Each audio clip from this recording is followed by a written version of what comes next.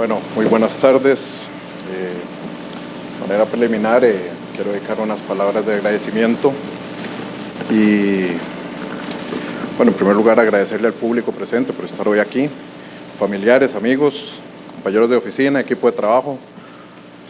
Para mí es un placer y un gusto tenerlos hoy acá. Así también aprovecho para agradecer al Colegio de Abogados por las facilidades y toda la colaboración brindada para realizar esta actividad, para la presentación de este libro. Así también y muy especialmente agradecer a la Editorial Jurídico Continental, en la cabeza de don Gerardo Bonilla, por la calidad y por el trabajo plasmado en este libro, que sin lugar a dudas sin ellos no hubiera sido posible alcanzar el objetivo buscado. Muy especialmente quiero agradecer a mi amigo, jefe de la Procuraduría y mentor, licenciado Vivian Ávila Jones, quien fue el que me enseñó y me puso en el camino de la expropiación. Este libro es para vos y muchas gracias por todo, maestro. También aprovecho para saludar a los compañeros de mesa, como ya lo adelantaba don Bernardo Lara. La vida me dio la oportunidad de trabajar con él en un lapso en la Procuraduría, donde sí teníamos el pelo largo y andábamos con camiseta negra, pero de esa experiencia tengo gratos recuerdos y muchas lecciones que hoy en día sigo aplicando en la práctica profesional y de las cuales atesoro mucho. A don Juven Fernández, agradecerle por tan significativas palabras para conmigo. Para mí es un verdadero honor que me acompañe en esta ocasión, más siendo un referente y una autoridad en la materia expropiatoria. Les agradezco a ambos por acompañarnos en esta ocasión tan especial y sobre todo poder compartir de forma académica fuera de los estrados judiciales sobre una materia que nos apasiona tanto y donde estamos acostumbrados a casi semanalmente vernos. Entrando ya en materia, debo iniciar indicando, los motivos que dieron pie a la realización del presente trabajo de esta obra que hoy les presento. Y voy a iniciar con las vicisitudes, casualmente, de la expropiación. Mi criterio personal es que en esta materia existe, de manera globalizada, un cierto grado de desconocimiento, como lo indicaban los anteriores expositores, y ya en otras conferencias, otros congresos he utilizado un video que tal vez lo plasma y lo explica muy bien, y los invito a verlo. Bien bonito. Ese edificio ahí, ¿qué es? Ese es un teatro antiguo, ¿no era? Ajá, pero eso está en manos del gobierno, ¿verdad? Sí, en este momento está en manos. ¿Y este edificio? Es un edificio que tiene comercio privado de joyería. Exprópiese. De acuerdo. ¿Y aquel edificio allá en la esquina? También son edificios que tienen locales comerciales. Bueno, miren, me decía Jacqueline ahora, en aquella casita que está allá vivió Bolívar recién casado. Esa casita que se ve ahí con 2 balcones. Y ahí lo que están en unos negocios. Exprópiese. ¿Cómo no, presidente? Este edificio de aquí, ¿cuál es? También es un edificio que tiene locales comerciales de propiedad privada. Por lo tanto, Exprópiese, señor alcalde. Exprópiese. Bueno, casualmente este es el ejemplo o la percepción globalizada y generalizada sobre lo que es una expropiación. Tristemente, esto no es una expropiación, y es que en esta materia es obligatorio, casi que es un mandato, entender a dónde abarca la expropiación, porque su no entendimiento provoca a su mal uso, y este mal uso repercute directamente en el ciudadano, en el sentido de que la expropiación, al aplicarse mal, va a llevar a faltante de hospitales, indebido prestación de servicios públicos, carreteras, hacinamiento carcelario, que son todos diferentes tópicos que pueden encontrar una solución en la expropiación si se aplica adecuadamente y si se entiende todos los límites donde se puede llegar a utilizar esta herramienta. Pero sobre todo, el no entendimiento de la expropiación, a mi criterio, genera un problema muchísimo peor, que es cuando la expropiación sirve de excusa para el desahogo del estatal en obra pública. Es prácticamente habitual en prensa donde encontramos diferentes justificaciones para la inacción estatal en tema de obra pública, producto del desconocimiento de las formas que existe en la ley para aplicar los procedimientos para adquirir obra pública, y con la grave consecuencia que termina motivando reformas legales que a mi criterio terminan siendo inútiles, no son precisas, no son profundas y no atacan el problema real de la expropiación. Prueba de ello es las dos últimas reformas, a mi criterio, la 9462 y la 9286, que es mal llamadas reformas integrales. En realidad, lo que se hizo fue cortar plazos del procedimiento, en la mayoría de los casos en detrimento de la garantía procesal de los expropiados, sin entrar a hacer reformas integrales.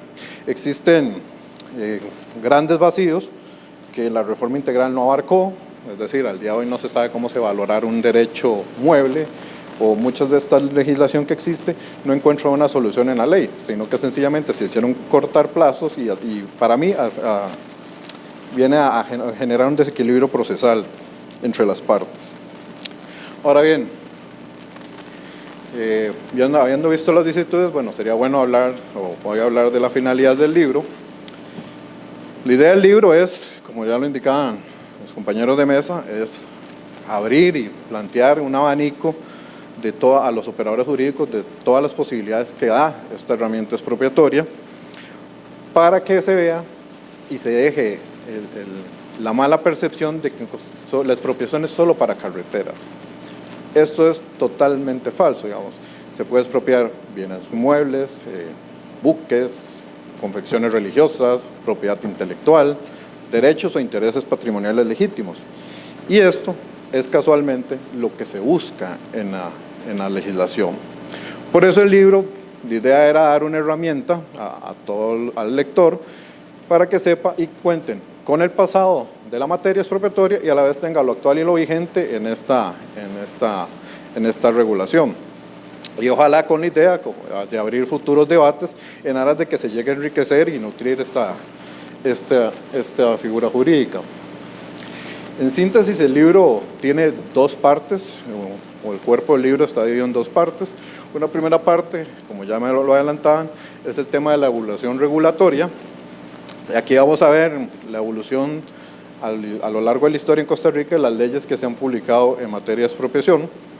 Inclusive existen leyes de vieja data, como ya indicaba don Huber y don Bernardo, pero hay aspectos curiosos, digamos, uno de ellos es el decreto 34, indemnización de expropiación de tierras para calles y caminos, que es de 1843, nunca ha sido derogado expresamente. Así también la ley 27, que es la ley de expropiación para construcción de caminos públicos de 1926, tampoco tuvo una derogación expresa. También llamó la atención la ley 6313, que es la ley de adquisiciones, constitución de servidumbre y expropiación del ICE, y que es aplicada por muchas instituciones públicas. Esta ley a mí me parece que tiene aportes muy valiosos, y algunos que traigo a colaciones, por ejemplo, en el tema de las notificaciones judiciales, en sus artículos 8, 9 y 10, da verdaderas herramientas que han agilizado y han hecho que el ICE tenga un trámite judicial bastante expedito, tan es así que una expropiación del ICE está demorando menos de 2 años desde su inicio hasta su sentencia, inclusive hasta su orden de archivo, lo cual no pasa con las expropiaciones del Estado. También, como lo comentaba don Huber, la ley del ICE tiene la peculiaridad que el expropiado se le permite traer un perito de parte para que le haga una valoración o que le haga la revisión del avalúo administrativo. Con esto que se busca, que el expropiado haya un acercamiento del expropiado con el proceso, lo cual siempre va a facilitar las cosas con respecto al trámite. También le tengo que indicar, en la actualidad estamos tramitando poco más de 400 procesos y sí tengo que reconocer o dar mención a eso, es que en el caso del ICE, el ICE ha sido exitoso en su trámite de expedientes por la especialización que hicieron en su departamento interno.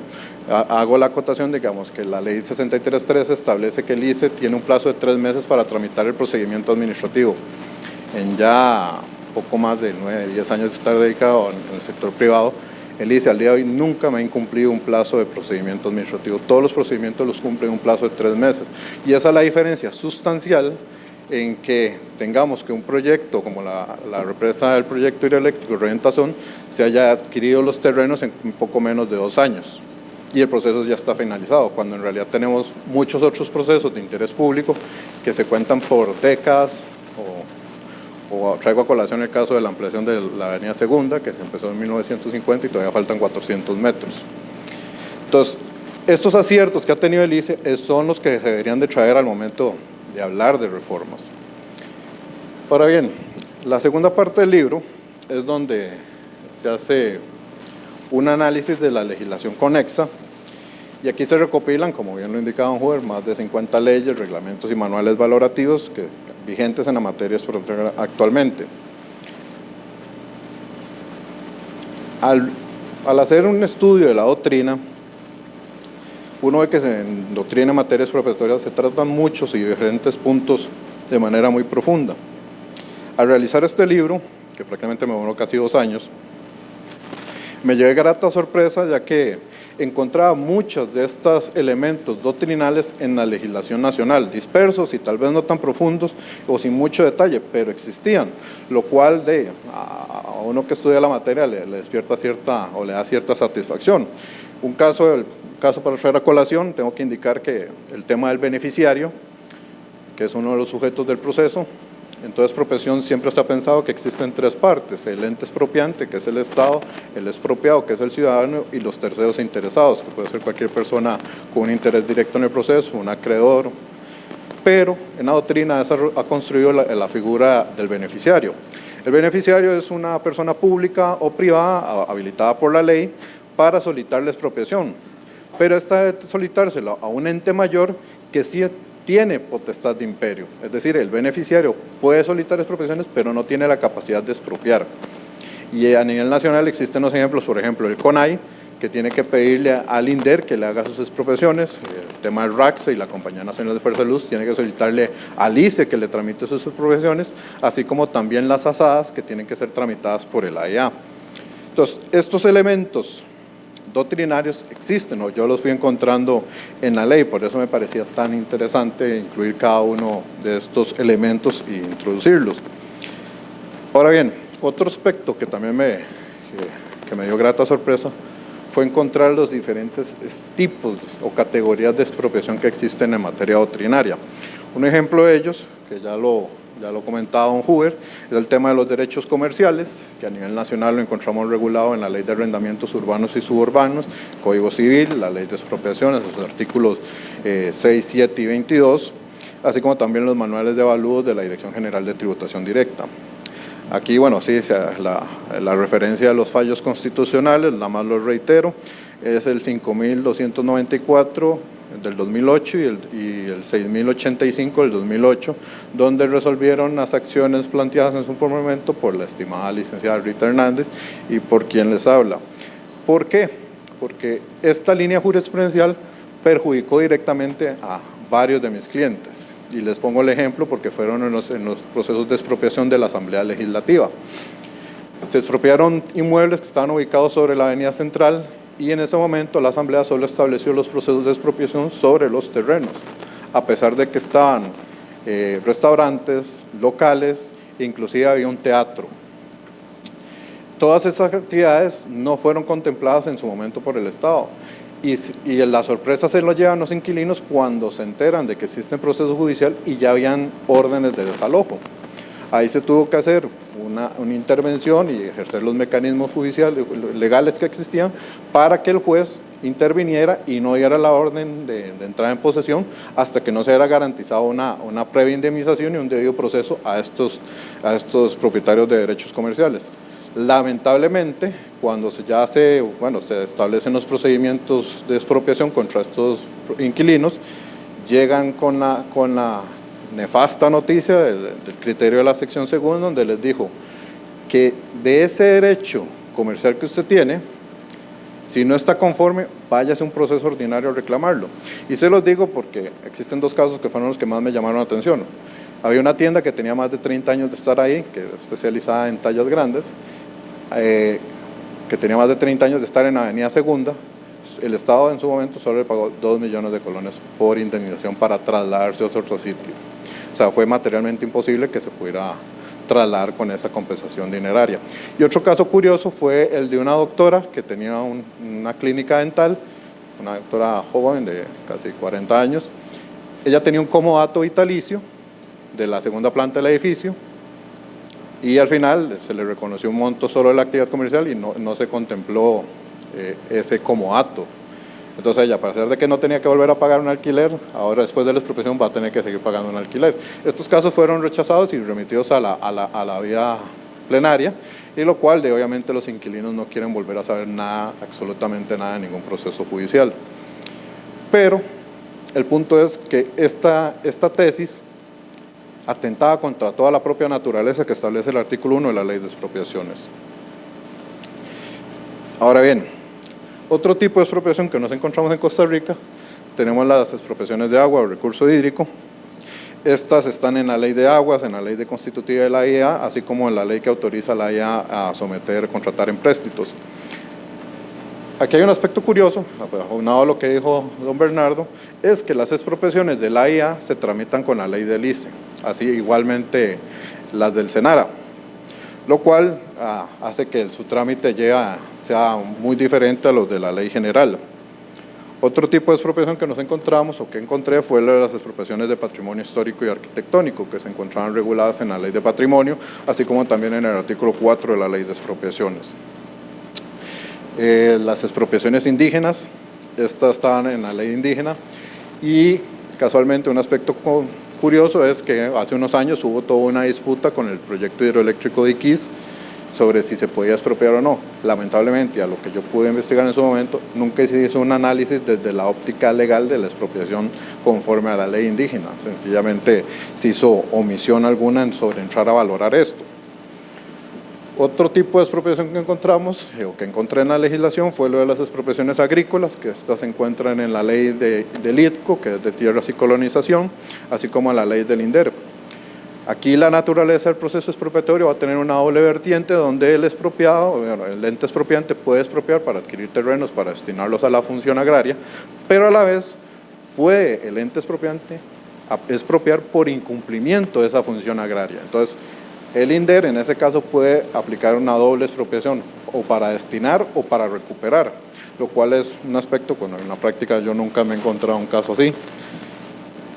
Otro elemento de las categorías de la expropiación están las expropiaciones urbanísticas, que en realidad en Costa Rica a nivel nacional no se les ha dado el desarrollo o el valor que sí tiene en otras latitudes. Esto lo encontramos en la Ley de Erradicación de Tugurios, en la Ley Orgánica del Limbo, en la Ley de Planificación Urbana y en la Ley de Construcciones, que es donde se regula todo el tema del urbanismo para que sea acorde a los planes reguladores o a los parámetros de cada municipalidad.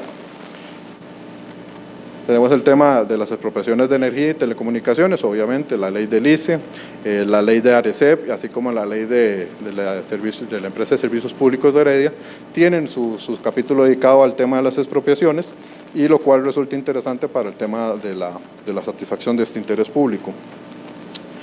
El tema de las expropiaciones ferroviarias, están en la ley orgánica del INCOFER, así como la ley de fortalecimiento que indicaba don Huber. Aquí lo curioso, y el detalle curioso, es que en el caso de expropiaciones totales o parciales de terrenos, aplicará la Ley General de Expropiaciones, y en el caso de las servidumbres, aplica la ley del ICE, la 6313. El tipo de las expropiaciones de concesión, esto sí es una postura muy personal, inclusive la he discutido varias veces con don Huber, y es que a nivel nacional existe el derecho de rescate que tiene el Estado para recuperar una concesión. Prácticamente son 4 requisitos. Uno, que sea un acto unilateral motivado por el Estado, que haya un interés público legalmente comprobado, que se haga el pago de una indemnización por los daños reales permanentes y que se le dé el debido proceso al concesionario.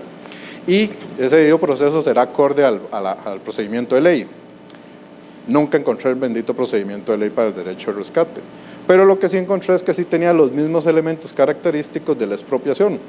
Entonces, mi criterio o mi tesis en ese sentido es que el derecho al rescate en Costa Rica, tal cual, es en realidad un proceso de una expropiación de concesión de obra pública. Y para ello tendrá que seguirse los procedimientos de la Ley General de Expropiaciones para poder llegar, en el caso de llegar a darse, que sí hubo un antecedente, pero tampoco se aplicó, que fue con lo que pasó con el tema de la concesión de San José San Ramón.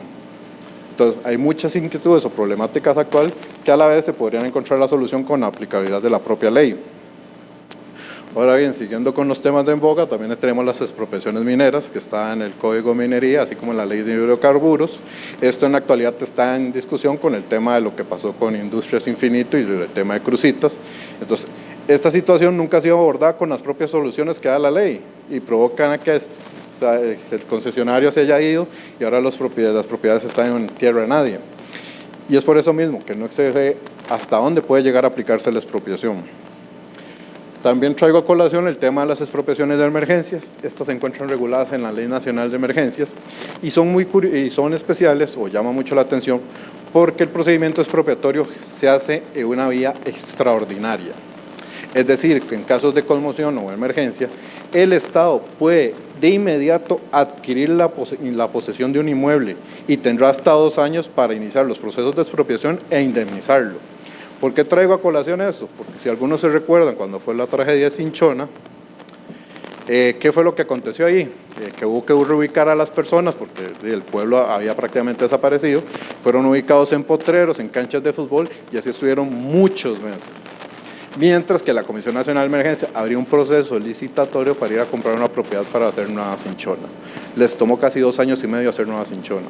Y en ese lapso los damnificados seguían estando en una situación de incertidumbre, de precariedad y en condiciones que se podría decir que infrahumanas, ¿verdad? ¿Por qué? Porque en su momento al funcionario o a los funcionarios de la comisión les dio miedo aplicar esa potestad extraordinaria que les da, que era poder separarse del funcionamiento ordinario de la administración y adquirir esta vía rápida. ¿Por qué? Por el mismo problema, que hay un desconocimiento sobre la aplicabilidad de la materia en casos en concreto. También traigo a colación el tema de las expropiaciones ambientales que se encuentran en la ley forestal, en la ley de diversidad, en la ley de medio ambiente, así como en la ley de zona marítimo terrestre, para temas de políticas de verde del gobierno, de parques nacionales y ahora con el tema de carbono neutral. 2 menciones adicionales, el tema de las expropiaciones aéreas, que las encontramos reguladas en la Ley General de Aviación Civil, así como las expropiaciones de salud, que están en la Ley General de Salud. También el libro abarca algunas referencias de otras leyes procesales y manuales de tasación, y que sí es importante su manejo, porque como bien lo indicaba don Huber, cualquier abogado que se dedique a la materia expropiatoria tiene que entrar a manejar la materia valorativa y la tasación, sus fórmulas y manejar números, aunque para los abogados esto a veces es un gran problema, porque odiamos los números. Con el tema de las leyes procesales, nada más hago una acotación que ahorita estamos con una disputa judicial, ya que la percepción general o lo que siempre se ha entendido es que en materia de expropiaciones no cabe recurso de casación. No obstante, la Ley de la Jurisdicción Agraria, en su artículo 61, permite la interposición de recursos de casación contra las sentencias de una expropiación. Ya existe un primer caso que estaba esperando que lo resuelvan, a ver qué postura va a tener la sala con respecto a tramitar esa casación sobre ese proceso, que es un proceso de fondo agrario. Para ir ya finalizando, porque ya sé que ahorita juega la liga contra Heredia y también hace hambre, hablar un poco de los retos que tiene la expropiación en Costa Rica.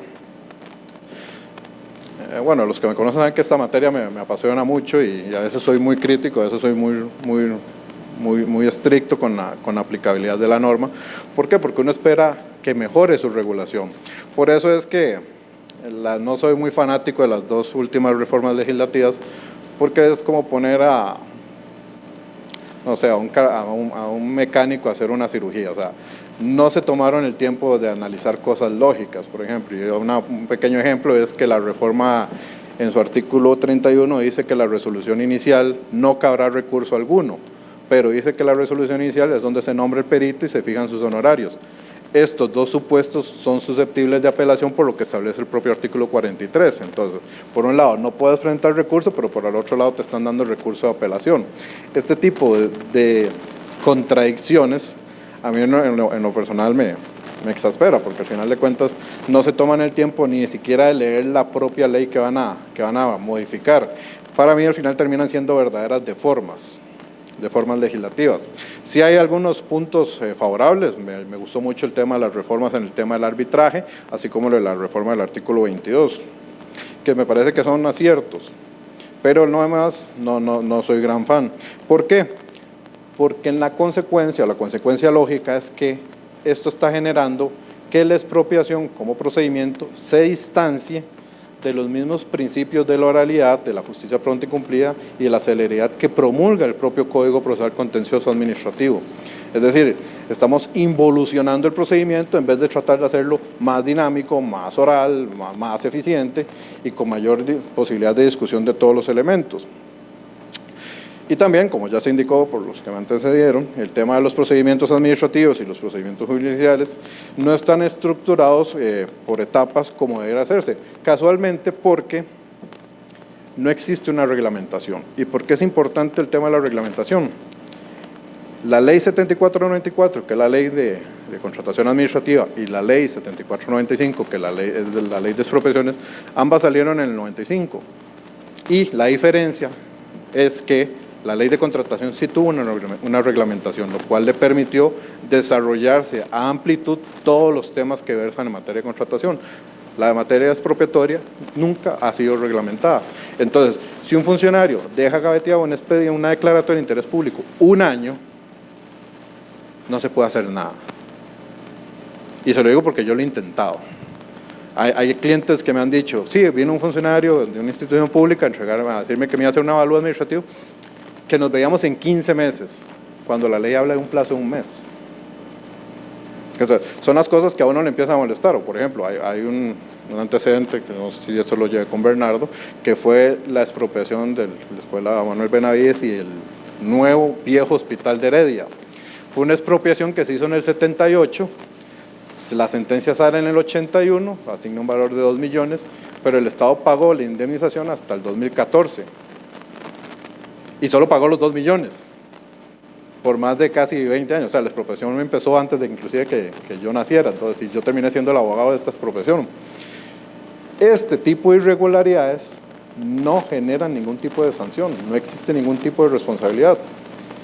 Yo siempre trato de cuando estoy en una audiencia, obviamente dar el mejor de mis esfuerzos y dar con mayor seriedad de los argumentos, porque no trato de ser complaciente, sino que trato solo de discutir lo que es objetivamente discutible. ¿Por qué? Porque la expropiación ya tiene demasiados tabús y se presta para malas interpretaciones. Por ejemplo, ustedes siempre van a ver que las personas dicen que es una barbaridad la expropiación, que se le debería pagar el valor fiscal, cuando hay propiedades que tienen un valor fiscal de 1.000 colones. Eso no es el precio justo. Y bueno, y retomando el tema de la especialización, en un anterior congreso jurídico que tuvimos, o que participé, en su momento se discutió sobre el tema del agotamiento de la vía administrativa, donde se hizo referencia al voto 13-1669 de la Sala Constitucional, donde la Sala dice que siempre se tendrá que agotar la vía administrativa en materia municipal y contratación.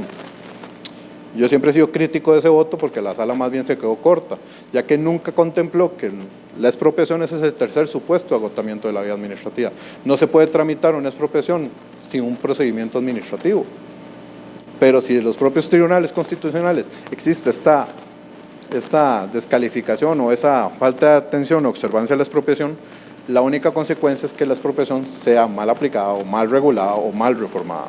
Por eso es que el libro siempre va a buscar, o cualquier intervención que he tratado, es generar la apertura de debates y analizar todos estos temas. En lo personal, yo sí me decanto por un proceso, que el proceso de expropiación deje de ser tan sumario y se vuelva más profundo, más de acorde a la propia naturaleza de la expropiación. Esto es muy parecido a como sucede en otras latitudes, por ejemplo, el Código de Expropiación por Causas de Utilidad Pública de Francia, así como la Ley de Derecho Administrativo Federal de Expropiación alemana o la Ley de Expropiación Forzosa. En estas latitudes se ha centrado todo el proceso de expropiación en ese mismo procedimiento, la indemnización, la viabilidad, las sanciones, repercusiones o inclusive el propio interés público, y hacen que el proceso sea más expedito y todo se resuelva una sola vez, sin que tener que ir a un proceso de expropiación, después de eso ir a un proceso ordinario, después tener que ir a casación y sobre todo con la reinversión de la carga probatoria que se da. Por eso es que yo sí no estoy muy de acuerdo, no estoy de acuerdo con esa postura de los tribunales, con la remisión a la vía plenaria para discutir temas que se podrían discutir perfectamente dentro del proceso de expropiación. Obviamente con mayor agilidad y dejando de lado el tema escrito. Otro punto de los retos que yo veo en expropiación es que hay que cambiar la percepción sobre el tema del justo precio. El justo precio a nivel doctrinario va más allá de una obligación dineraria, es más bien todo lo contrario, eso implica la garantía constitucional de dotar a las partes de un proceso equilibrado entre el poder de imperio del Estado y el derecho del ciudadano, que va a culminar con una indemnización justa, ya sea en dinero, puede ser reposición del inmueble o inclusive bonos, como lo establece nuestra propia legislación, producto de la intromisión que genera el Estado en la intromisión en la esfera privada, que es motivada por el interés público. Ya para ir finalizando, sí traigo a colación un tema que sí he visto que en la mayoría de las reformas o inclusive los propios tratados de derecho administrativo no se toca, que es el tema de la ejecución expropiatoria. Todos pensamos que el proceso de expropiación termina con la sentencia. Esto no es así, existe un principio que es el que ha acuñado, que es el principio de ejecución expropiatoria, que es el que implica que toda expropiación tiene que ser realizada.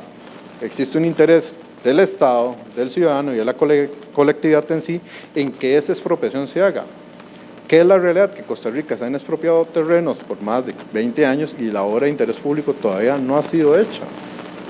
Entonces, tiene que las futuras reformas ojalá lleguen a regular y a sumergirse en este tema, porque todos queremos tener mejores carreteras, mejores hospitales, aeropuertos, porque es lo que se pide de la expropiación. A mí, cuando se hizo el anuncio del aeropuerto de Orotina y que la gente aplaudía y estaban diciendo que era un proyecto que iba a durar 40 años, yo me golpeaba la cabeza contra la pared. Yo no podía entender cómo la gente podía estar celebrando que un proyecto de interés público va a demorar 40 años.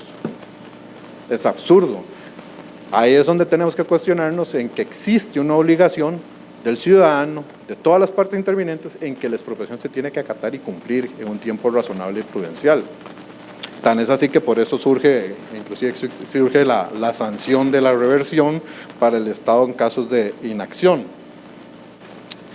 Y cierro tal vez finalizo con esta frase de Friedrich Nietzsche que dice que solamente aquel que construye el futuro tiene derecho a juzgar el pasado. Con este libro, bueno, es mi humilde aporte o mi grano en aras de lograr llegar a tener una herramienta expropiatoria como se puede tener en pro de la eficiencia de la obra pública, por lo cual espero que el libro les sea útil y los lleve a escenarios diferentes de los que se encuentran y sobre todo logre cambiar la percepción general del proceso de expropiación. Muchas gracias, buenas noches.